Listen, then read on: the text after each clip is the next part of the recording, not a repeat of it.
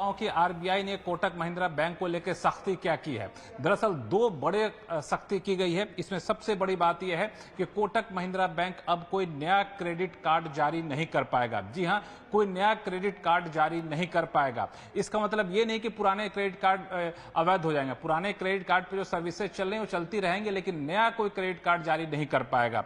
दूसरी महत्वपूर्ण बात यह है कि नया ग्राहक नहीं जोड़ पाएगा ऑनलाइन मोड के जरिए, ऑनलाइन बैंकिंग के जरिए। अब ज्यादातर नए कस्टमर ऑनलाइन मोड से या मोबाइल ऐप के जरिए जोड़े जाते हैं। तो अब साफ तौर से ये पाबंदी लगाई गई है कि तत्काल प्रभाव से Kotak Mahindra bank online mode से यानी ऑनलाइन कोई नया ग्राहक नहीं जोड़ पाएगा।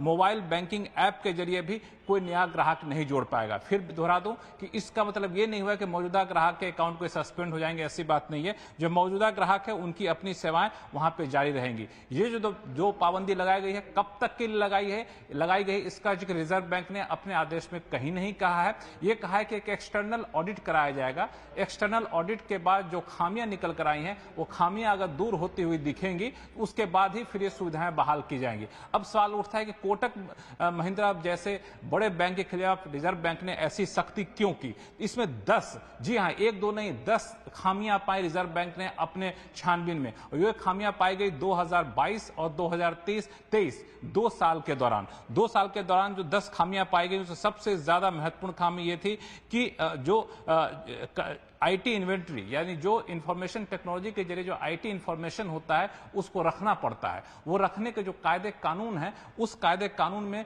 काफी बड़ी खामी पाई गई, उसमें लूप होल पाया गया। दूसरा, उसमें यूजर एक्सेस मैनेजमेंट होता है। जो ऑनलाइन बैंकिंग या मोबाइल ऐप के जरिए हम लोग अपना इस्तेमाल करते हैं बैंक अकाउंट दूसरे बैंक की सर्विसेज, उसमें यूजर एक्सेस मैनेजमेंट होता है। उसमें जो गाइडलाइन थी उसमें भी काफी खामी पाई गई है। वेंडर रिस्क मैनेजमेंट, वहां भी खामी पाई गई है। एक और महत्वपूर्ण बात जो सबसे ज्यादा चिंता पिछले कई दिनों से चली आ रही थी, कई महीनों से, डेटा लीक को लेकर के, डेटा सिक्योरिटी को लेकर के, तो रिजर्व बैंक ने यह पाया कि डेटा सिक्योरिटी और डेटा लीक के जो प्रावधान थे, यानी लोग ग्राहकों के डेटा को सुरक्षित रखा जाए, उसके लिए जो कदम उठाए जाने थे वो कदम उठाने में कोताही बरती गई है। ये उसकी जांच में निकलकर सामने आया है। बिजनेस कंटिन्यूटी और डिजास्टर रिकवरी की जो व्यवस्था होती थी, कोई आपदा हो जाए तो कैसे उससे निपटना है, उसके लिए कोई खास पुख्ता इंतजाम या सिस्टम नहीं था। इस वजह से ये 2 साल के दौरान जब छानबीन में बातें सामने आई, पहले भी रिजर्व बैंक की तरफ से इत्तला किया गया, लेकिन जब ये दुरुस्त होता नहीं दिखा तब रिजर्व बैंक ने ये बड़ा फैसला लिया है कि कोटक महिंद्रा बैंक के